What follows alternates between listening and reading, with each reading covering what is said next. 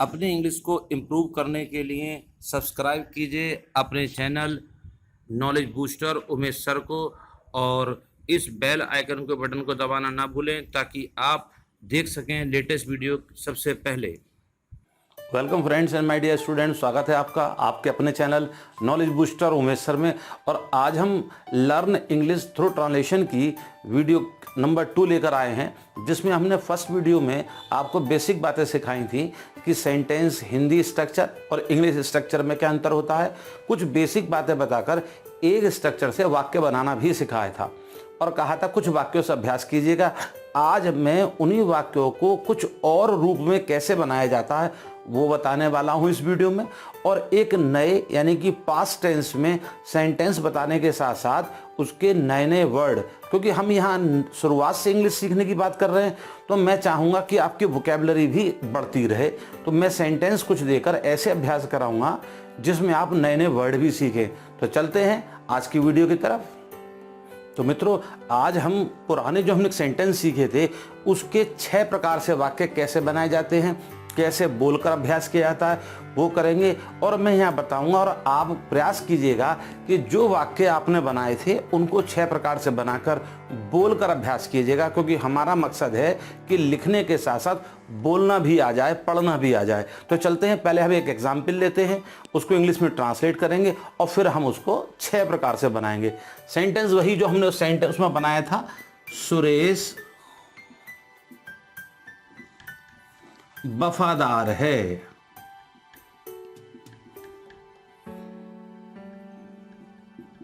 हमने यही सीखा था और स्ट्रक्चर हमने इसमें बताया था कि स्ट्रक्चर में हमारा पहले क्या आएगा, सब्जेक्ट प्लस, अगर हम हिंदी के स्ट्रक्चर की बात करें तो पहले क्या आता है, सब्जेक्ट, और फिर इसमें देखिए क्या दिख रहा है, एडजेक्टिव, और फिर क्या है, वर्ब। ये हमारा हिंदी के सेंटेंस का स्ट्रक्चर था। लेकिन जब हम इंग्लिश में बना रहे थे तो हमने स्ट्रक्चर क्या बताया था, इंग्लिश में हमने बताया था कि जब हम इंग्लिश में बनाएंगे तो स्ट्रक्चर होगा उसका सब्जेक्ट प्लस वर्ब और प्लस एडजेक्टिव। इंग्लिश में हमने बताया था कि हम इस प्रकार से बनाएंगे। तो यहां पर सब्जेक्ट क्या है, सुरेश, फिर वर्ब के लिए ना हमें है के लिए क्या आएगा, इज, और वफादार के लिए फेथफुल।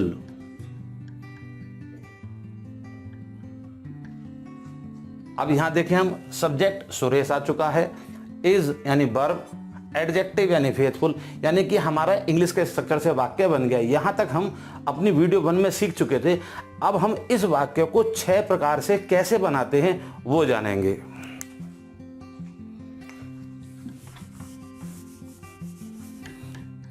तो मित्रों, जैसे आप वाक्य देख रहे हैं, ये वाक्य हाँ यानी अफर्मेटिव डे है। अब हम इसको जब निगेटिव बनाते हैं तो इसमें नहीं लग जाता है, यानी कि सुरेश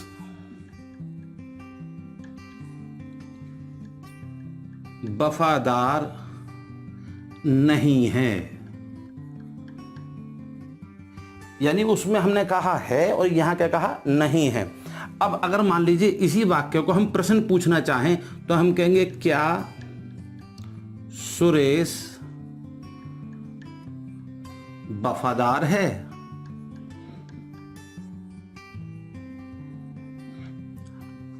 अब अगर इसी वाक्य को जो हमने इंटेरोगेटिव बनाया है, ये लास्ट में चिन्ह यहां नहीं लगाया तो हमारी ये मिस्टेक मानी जाएगी। तो ध्यान रखिएगा, लिखते समय हिंदी हो चाहे इंग्लिश, ये चिन्ह यानी क्वेश्चन मार्क का लगाना अति आवश्यक है। अब इसी को अगर हम नेगेटिव बना दें तो क्या सुरेश वफादार नहीं है?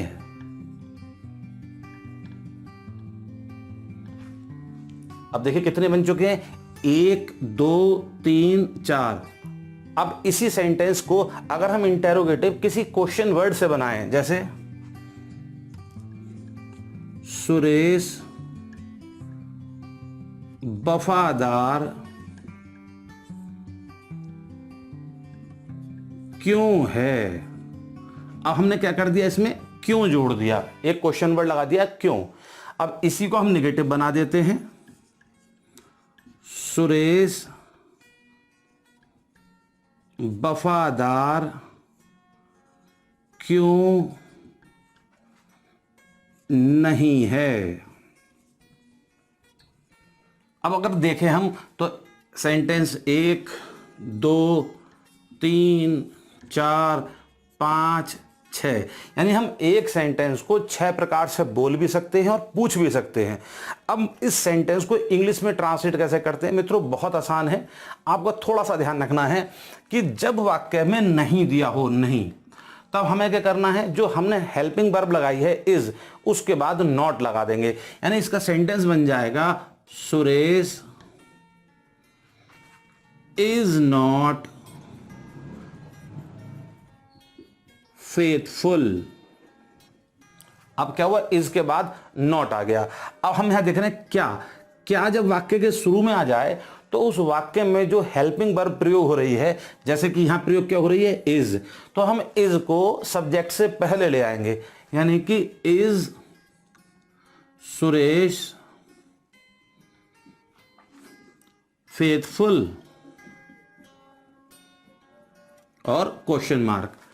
अब चूंकि यहां पर क्या भी है और नहीं भी है, अब क्या होगा, इज तो शुरू में ही आएगा क्या होने की वजह से, और जो नहीं के लिए नॉट आएगा वो सब्जेक्ट के बाद आएगा, यानी कि is Suresh not faithful question mark. अब हमें यहां देखना है, यहां पर शुरू में तो कुछ नहीं है लेकिन बीच में है क्यों, तो हमें इस क्यों की अंग्रेजी सबसे पहले लगानी है, जैसे कि वाई क्यों की हो गई। फिर चूंकि वाक्य इंटेरोगेटिव बन रहा है, प्रश्नवाचक बन रहा है, तो प्रश्नवाचक बनने के लिए जरूरी है कि उसका जो हेल्पिंग वर्ब है वो सब्जेक्ट से पहले आए। तो हम यहां क्या करेंगे, वाई इज सुरेश फेथफुल और क्वेश्चन मार्क। अब यह है क्या है, तो भाई बस निगेटिव ही तो है, तो हम क्या करेंगे इसमें सब्जेक्ट के बाद नॉट, यानी why is Suresh not faithful. उम्मीद कर रहा हूं दिख भी रहा होगा और समझ भी आ रहा होगा। अब हमने देखिए यहां देखा कि यहां पर हम सेंटेंस को हमने बनाया सुरेश वफादार है, तो क्या बनाया, सुरेश इज फेथफुल। फिर हमने बनाया सुरेश वफादार नहीं है, तो हमने सिर्फ नॉट जोड़ दिया, सुरेश इज नॉट फेथफुल।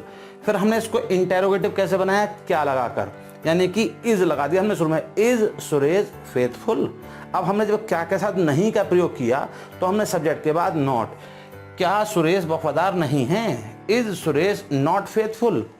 अगले वाक्य में हमने प्रश्नवाचक जो बनाया वो एक क्वेश्चन वर्ड लगाया, क्यों, सुरेश वफादार क्यों है, तो पहले ऐसे क्वेश्चन वर्ड जो भी आएंगे उनकी अंग्रेजी आएगी, क्योंकि क्या होती है, वाई इज सुरेश फेथफुल।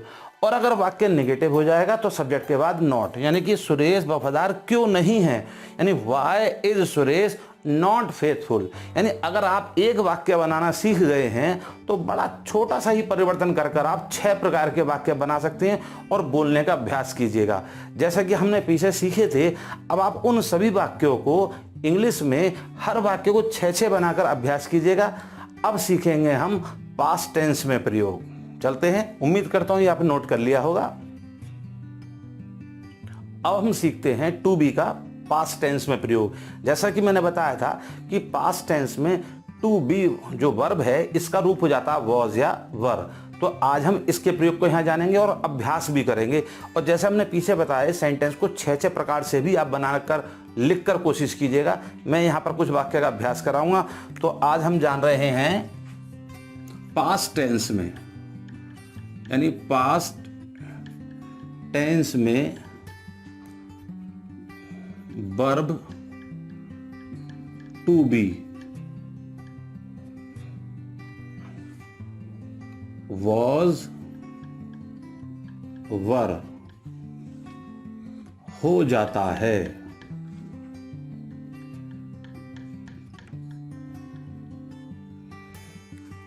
अब हमें ये जानना है कि वॉज किसके साथ आता है और वर। इसके लिए छोटा सा नोट कर लीजिए आप।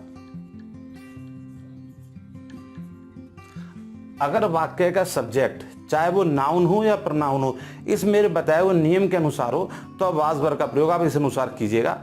जैसे कि अगर वाक्य का सब्जेक्ट आई हो, ही हो, शी हो, इट हो, या फिर कोई भी सिंगुलर नाउन हो या प्रोनाउन हो, तो हम क्या करेंगे, इसके साथ वॉज का प्रयोग करेंगे। और अगर सब्जेक्ट हमारा वी हो, यू हो, दे हो, या कोई प्लूरल नाउन हो, तब हम वर का प्रयोग करेंगे। ठीक, सिंपल सी बात है। अगर वाक्य का हमारा subject I, he, she, it या एक वचन संज्ञा हो, तो हम क्या करेंगे, वॉज का प्रयोग। और अगर सब्जेक्ट हमारा वी, यू, दे या प्लूरल नाउन हो, तब हम क्या करेंगे, वर का प्रयोग। कब, जब हम पास्ट टेंस में टू बी का प्रयोग कर रहे हों। चलते हैं, कुछ एक वाक्य को जान लेते हैं सिंपल सा। अध्यापक विद्वान थे। चूंकि हम यहां सम्मान दे रहे हैं अध्यापक को, इसीलिए हमने थे बहुवचन का प्रयोग करा है, क्योंकि सम्मान देने के लिए हम बहुवचन क्रियाओं का प्रयोग करते हैं। लेकिन वो सम्मान जरूर हमने दिया है, लेकिन है वो एक वचन ही। तो अध्यापक के लिए हम क्या लाएंगे, द टीचर। अब इसके बाद वर्ब क्या है, थे से देखिए साफ पता चल रहा है कि वाक्य पास्ट टेंस का है ना। ये भी जरूरी है जानना कि पास्ट टेंस कैसे पता चलता है। इसमें था, थी, थे ऐसे शब्द आते हैं, और वाक्य को पढ़ने से पता चलता है कि हम पुराने समय के बारे में बात कर रहे हैं। जैसे अध्यापक विद्वान थे, यानी हमने पुराने समय के बारे में बताया, पुराने के बारे में, है ना। थे यानी अब की बात नहीं कर रहे, थे यानी कि पास्ट टेंस। जब पास्ट टेंस हो तो हम वाज वर का प्रयोग करेंगे। अध्यापक यानी टीचर, और टीचर सिंगुलर है, इसलिए क्या आएगा, वॉज। द टीचर वॉज, विद्वान को कहते हैं learned. The teacher was learned. जो भी नए अच्छे वर्ड आपको लगे, ना आते हो आपको, तो आप नोट जरूर कर लिया करें, और ज्यादा से ज्यादा बोलकर अभ्यास करें, प्रयोग करें, ये कंठस्थ हो जाएंगे और काम में आएंगे। तो हम करते हैं द टीचर वॉज लर्नेड। अब देखिए, इसी वाक्य को अगर हम निगेटिव बना दें, अध्यापक विद्वान नहीं थे, तो क्या बनेगा, the teacher was not learned. अब इसी को हम इंटेरोगेटिव बनाएं, क्या अध्यापक विद्वान थे, वॉज द टीचर लर्नेड। इसको निगेटिव बनाते हैं, क्या अध्यापक विद्वान नहीं थे, was the teacher not learned. अगर हम इसी वाक्य को किसी प्रश्न सूचक शब्द का प्रयोग करके बनाएं, जैसे कि अध्यापक विद्वान क्यों थे, तो क्यों के लिए हम वाई लगाएंगे, why was the teacher learned. अब इसी को हम निगेटिव करना चाहें, अध्यापक विद्वान क्यों नहीं थे, यानी why was the teacher not learned. यानी एक वाक्य को हम 6 प्रकार से बना सकते हैं। सिंपल, आप बोल कर अभ्यास कीजिएगा। मैं अभी कुछ वाक्य यहां पर एग्जाम्पल के तौर पर बनवाऊंगा, और फिर कुछ अभ्यास के तौर पर करेंगे। उम्मीद करता हूं ये आपके समझ में आ गया होगा। इतने इसको नोट कर लेते हैं। अब दूसरा उदाहरण से समझ लेते हैं। कुत्ता पालतू था।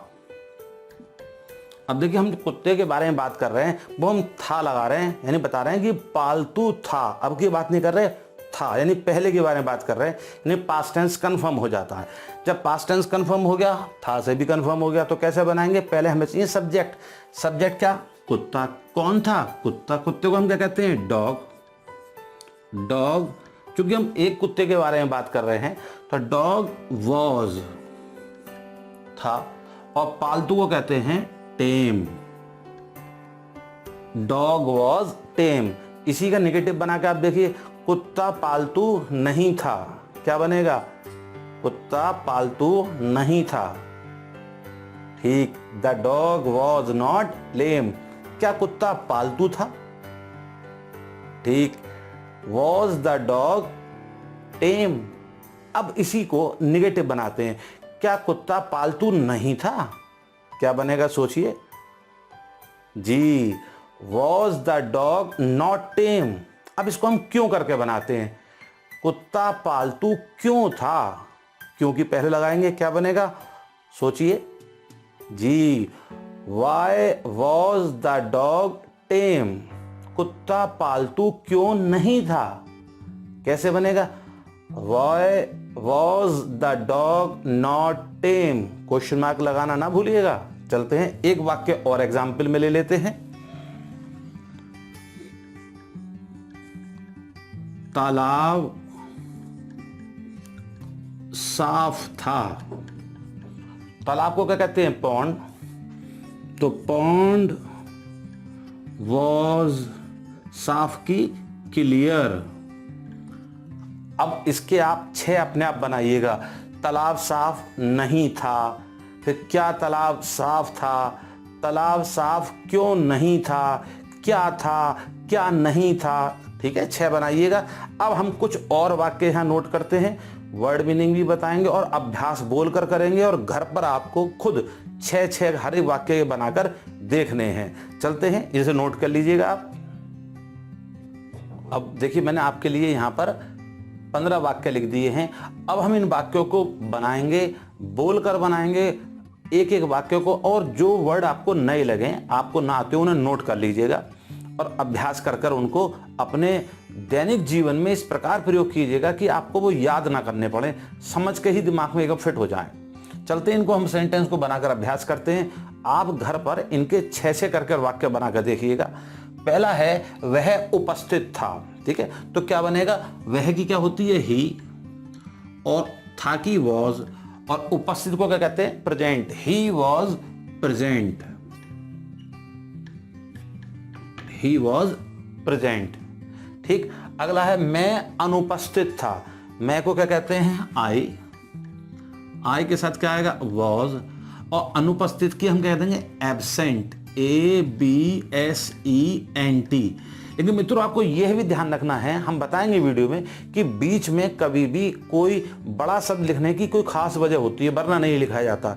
यहां पर आप देख रहे हैं कि मैंने ए बड़ा बना दिया है, ये बाय मिस्टेक है, आपको नहीं करनी है। तो ध्यान रखना है कि बीच में कोई भी ऐसा बड़ा शब्द नहीं बनाना है, केवल कुछ नाम को ही बड़ा बनाया जाता है, या आपको इसके लिए मैं अलग से एक वीडियो बना के बताऊंगा कि कौन कौन से शब्द कब बड़े बनते हैं, ए एंड द का प्रयोग कहां होता है। फिलहाल हम इसको ही कंटिन्यू करते हैं। अगला सेंटेंस है हमारा, वह उदास था, ही वह की, और था वॉज, और उदास को हम कह सकते हैं सैड, और दूसरा वर्ड भी है upset, he was upset, he was sad. फिर है वह लड़का प्रसन्न था, लड़के को कहेंगे बॉय, बॉय वॉज, प्रसन्न के लिए ग्लैड या फिर हैप्पी भी कहा जा सकता है, दोनों में से किसी एक शब्द का प्रयोग करेंगे। तुम शांत थे, तुम के लिए यू, यू के साथ क्या आता है, वर, और शांत के लिए पीसफुल, यू वर पीसफुल। ध्यान रखिएगा जब फुल शब्द किसी में जोड़ दिया जाता है तो एक एल रह जाता है, तो फुल में सिंगल एल आएगा। फिर लड़की चुप थी, लड़की के लिए गर्ल, वॉज, चुप के लिए साइलेंट। अब लड़की के पहले ए या दा या एन कहां आता है, इसके लिए मैं अलग से एक वीडियो बनाऊंगा कि हम यहां पर दा गर्ल क्यों नहीं लिख रहे हैं, दा बॉय क्यों नहीं लिख रहे हैं, या ए लिखा जाएगा तो कब लिखा जाएगा। फिलहाल मैं एक नॉर्मल सेंटेंस बनाना का आपको बता रहा हूं। लड़के तैयार थे, लड़के यानी ज्यादा हैं, बॉयज वर रेडी। फिर है नगर प्रकाशित था, नगर को कहते हैं सिटी, सिटी वॉज, प्रकाशित को कहते हैं लाइटेड। लोग भयभीत थे, लोगों के लिए क्या आएगा, प्यूपिल, प्यूपिल वर, क्योंकि प्यूपिल बहुत सारों के लिए आता है, प्यूपिल वर, और भयभीत को कहते हैं एफ्रेड। इसी के लिए एक वर्ड और भी है, फ्राइटेंड।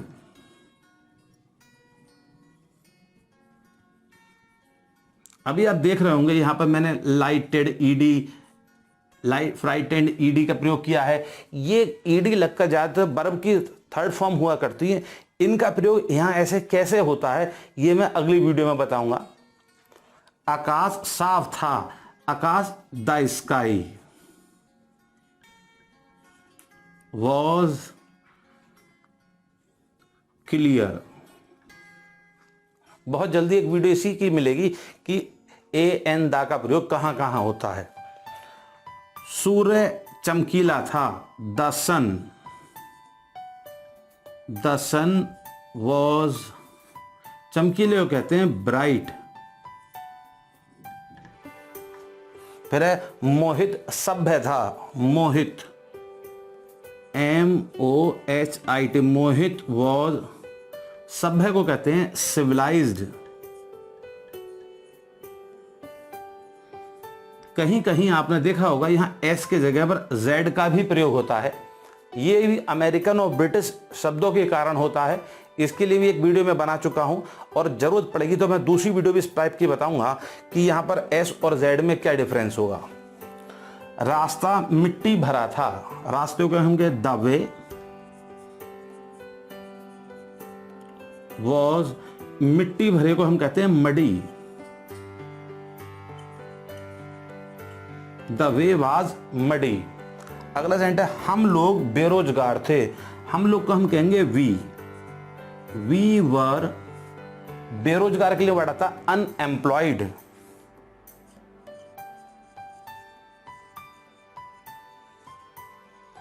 ठीक है, अनएम्प्लॉयड। फिर है भालू लंगड़ा था, भालू के लिए बियर वॉज, और लंगड़े को कहते हैं लेम। तो आपके सामने देखिए मैंने ये 15 वाक्य बनाए हैं, आपको हर एक के 6 वाक्य बनाने हैं, यानी कि ये 15 नहीं आपके लिए 90 सेंटेंसेस हैं। तो देखिए क्या बनेगा। पहला, वह उपस्थित था को जब आप निगेटिव में बनाएंगे वह उपस्थित नहीं था, यानी ही वॉज नॉट प्रेजेंट। फिर इसका इंटेरोगेटिव जब बनाएंगे, क्या वह उपस्थित था, वॉज ही प्रेजेंट। ऐसी कर कर आप इसके 6 बनाइएगा, और ऐसे करते करते आप सबके 6 बनाएंगे, आपको अच्छा बोलने का अभ्यास हो जाएगा। मैं आपको सलाह दूंगा कि आप लिखने से पहले बोल कर बनाइएगा। जब आप बोल कर बनाएंगे तो इसमें आपकी अच्छी पकड़ हो जाएगी। तो उम्मीद करता हूं यहां तक मेरे द्वारा जो वीडियो मैंने बताई है ये सब आपके समझ में आई होगी, अच्छी लगी होगी, और आप महसूस कर रहे होंगे कि कुछ थोड़ा बहुत आप में धीरे धीरे इंप्रूवमेंट होने लगा है। शीघ्र ही और वीडियो भी इसी प्रकार आपको मिलती रहेंगी, और आप अपने इंग्लिश को पहले से इंप्रूव करते हुए पाएंगे। अगर आपको मेरी वीडियो पसंद आई है तो इसको लाइक करना ना भूलें, कंजूसी ना किया करें, लाइक का बटन जरूर दबाएं। अगर आप मेरे चैनल पर नए हो तो प्लीज़ इसको सब्सक्राइब कर लें और शेयर करें उन सभी तक जिनके लिए उपयोगी है। यहाँ तक वीडियो देखने के लिए आपका बहुत बहुत धन्यवाद। मिलते हैं अपनी अगली वीडियो में, अपना ध्यान रखिएगा।